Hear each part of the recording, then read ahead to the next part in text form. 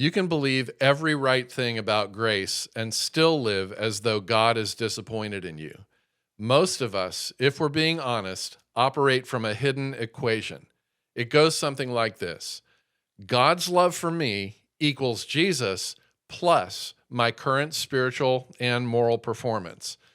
We would probably never say it that way.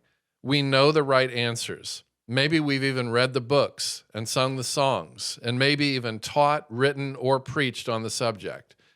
But when life gets hard and the answers we have long taken for granted no longer seem to reach the places inside us that hurt the most, another voice begins to speak.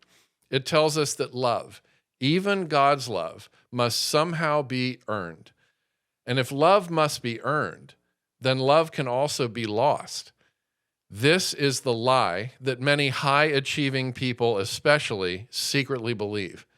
Not just those who are ambitious or driven professionally, but anyone who has ever felt that sitting quietly with God is more frightening and unnerving than being busy for God.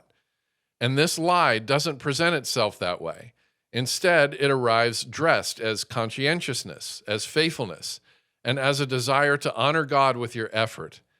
It takes what is genuinely good in you, your work ethic, your standards of excellence, your care about doing things well, and bends all of it into an engine of anxiety. We don't run hard in life because we love to run hard. We run hard in life because we're afraid that if we slow down or stop, we'll discover that we were never enough in the first place. This pattern isn't unique to our relationship with God. It shows up everywhere. NFL quarterback Tom Brady sat down with Steve Kroft on 60 Minutes not long after winning his third Super Bowl. He had reached the summit of his profession 3 times over, and he was still only 27 years old. Kroft asked him what it felt like, and Brady said this: "Why do I have 3 Super Bowl rings and still think there's something greater out there for me? I mean, this can't be what it's all cracked up to be." Kroft asked him what the answer was. Brady paused and said, "I wish I knew. I wish I knew." That's not a man who lacks drive. That's a man who has just discovered that drive doesn't heal whatever it is that's driving him. Achievement cannot reach the wound. No amount of accumulation, rings, titles, accolades, or for that matter, ministry fruitfulness can answer the question that sits underneath all of it. Am I enough? Will I ever be? And if one of the most accomplished athletes in the world could not answer that question with a case full of trophies, a place at the center of the GOAT conversation, a net worth already reaching into the tens of millions, and a glamorous public life beside a successful actress and model, then the rest of us probably cannot answer it that way either. What makes this especially painful for Christians is that we know the right answer. We know we're supposed to say that God's grace is the source of our meaning, joy, and rest. We know we are supposed to trust the finished work of Christ. But knowing the answer and living from it are 2 very different things. The gap between what we confess and what we actually experience is where much of our performance fatigue and disillusionment begins. I've sat with enough leaders, pastors, authors, physicians, creatives, attorneys, and parents over the years to know that some of the most depleted people in any room are also the most capable. Capability has a shadow side. It can convince us that if we would only apply ourselves more rigorously to our own spiritual formation, then we'd eventually feel close to God and aligned with God and settled in God. So we try harder, but the gap does not close. And before long, the trying itself begins to feel like shame and defeat. One of the most revealing stories in the Bible comes from Luke chapter 5. Peter, a professional fisherman, had spent the night fishing and caught nothing. Then Jesus tells him to row into deeper waters and let down his nets. When Peter obeys, the catch is so overwhelming that the nets begin to break. In that moment, Peter realizes he's standing in the presence of someone holy and magnificent and entirely other. His response to Jesus is not what we might expect. He does not move toward Jesus. Instead, he pulls back. "Depart from me," he says, "for I am a sinful man, O Lord." Toxic shame tells us that if we are ever truly seen and known, we will be rejected. So we do what feels safest. We create distance. We build a wall. We hide behind a kind of emotional force field, hoping it will protect us from exposure. This is what Peter does. He does not ask Jesus to help him with his sin or his weakness or fear or unworthiness. Instead, he asks Jesus to leave. Peter has just witnessed the clearest evidence imaginable of Jesus' power and generosity, and his first instinct is to push Jesus away. That is what toxic shame does. It takes the very presence that could heal us and tells us we don't deserve to be near it. It turns mercy into a threat. It makes grace even feel dangerous.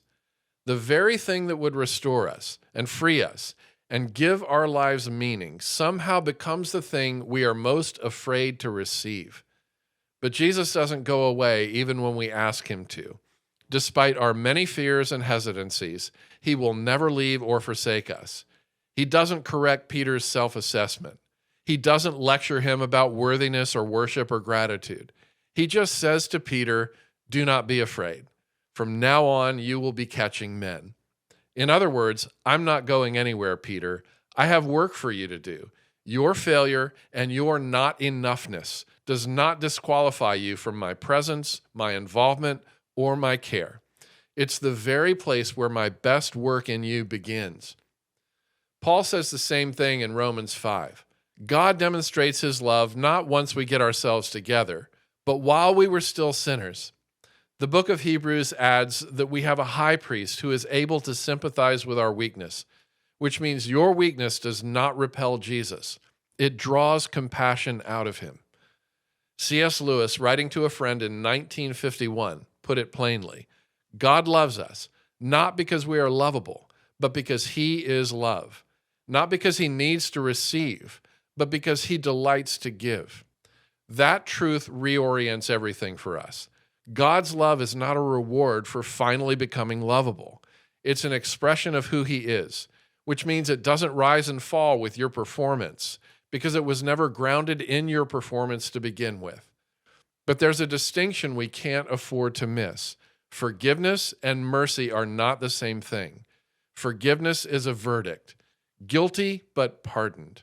Mercy is something more personal than that. Mercy moves toward the one who's afraid to be in a face-to-face relationship with God. Forgiveness says your debt is canceled. Mercy says you don't have to keep hiding. I'll be honest with you. For decades, I operated from a deep-seated belief that love had to be earned. It showed up in how I lived and how I gave myself to ministry, how I kept going long after I should have stopped, and how I confused being useful with being lovable. If I could serve well enough and give faithfully enough and keep going long enough, then maybe I could feel more secure. Maybe I would have more self-respect. Maybe I could know my life had meaning. What I didn't realize was how, bit by bit, that mindset was wearing me down. Sincere devotion turned into anxious striving. Joy was replaced by self-imposed pressure. What began as faithfulness started to feel more like fear. Most of us, if we're being honest, know exactly what that feels like. Not tired of Jesus, but tired of ourselves. Tired of performing and pretending and projecting strength.